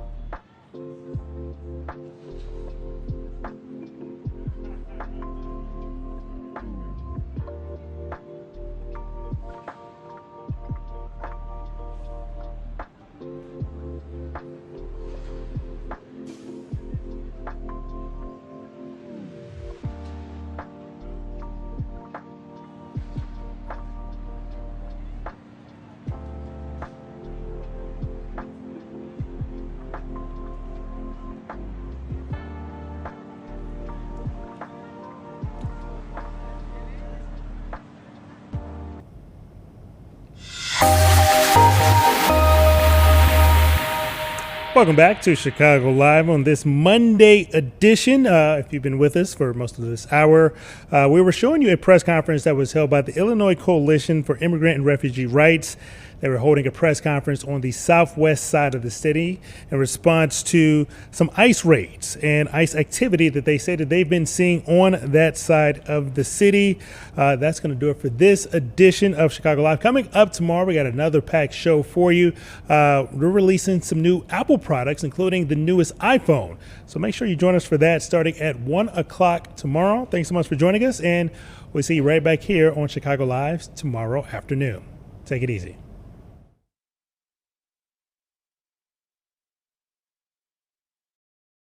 Officers use both physical and psychological intimidation tactics.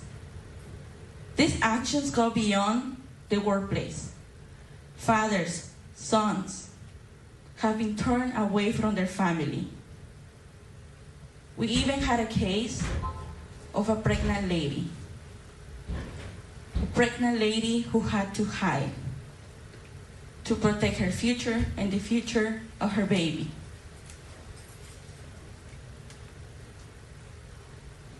This is more than just immigration status. These ICE raids expose an inhumane system that criminalizes immigrant labor. Will billion-dollar companies continue to profit? We are at a crossroads where we must confront a labor system that continues to allow companies like Hyundai to profit through subcontractors while denying responsibility when workers are harmed. We reject the excuse they weren't our employees. If a supply chain delivered workers to your site, those workers are your responsibility. We also reject the federal administration's narrative that this raid was meant to hold Hyundai accountable for illegal hiring practices. If that was truly the case, why has Hyundai faced no repercussions? Why is it only the working class, community members, people who contribute to our economy, the only ones that are facing harm? So today, we're calling for three things. First, accountability from employers, Hyundai and subcontractors. Second, actions from our local officials, no silence. And third, dignity and due process from federal agencies. We call for the release of all immigrants. We call for the release of all parents, caregivers, and workers with work authorization and pending relief. At Migrant Equity Southeast, we're not reacting to the moment. At Migrant Equity Southeast, we're not reacting to what is happening now. We are reacting to a history of abuse by Hyundai and the subcontractors. And to the media, we ask you to not treat this as a one-day story. Come back tomorrow and the next day. Sustained coverage is the only way to hold powerful institutions accountable. At Coastal Georgia, we understand the immense effort that it takes to build and maintain global logistics systems. Our resilience is real, but so is our love. The kind that protects communities. Georgia is home for many immigrants. When I think of Georgia, the place where I grew up, this is not the Georgia that we deserve. This is not the Georgia that we deserve. People are watching, not just in the country, but everywhere. We are much better than that. And we refuse to the narrative that we must be separated. Both Latinos and Koreans, we demand accountability. It's all of us or none of us. And together we're stronger. Thank you.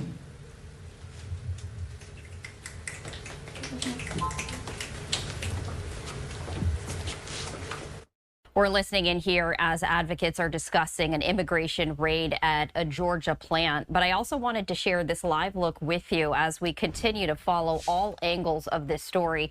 This is a live look from Los Angeles, California, where we are expecting to hear from attorneys and plaintiffs involving a lawsuit against Secretary Noem. And we are expecting to hear from the attorneys and plaintiffs responding to the U.S. Supreme Court decision to support the Trump administration's ICE raids. And so we are expecting to see a number of speakers. We've been seeing people come up to the podium doing microphone checks, but you can see a large group of people ready to get underway right here. So we're keeping a very close eye on this live event as we continue to follow the breaking news as the Supreme Court earlier today has cleared the way for federal agents to conduct immigration operations for now in Los Angeles. The conservative majority lifting a restraining order from a judge who found that roving patrols were conducting indiscriminate stops in and around Los Angeles. So we are anticipating this live event to get underway in just a matter of moments. For now, though, we're going to step away.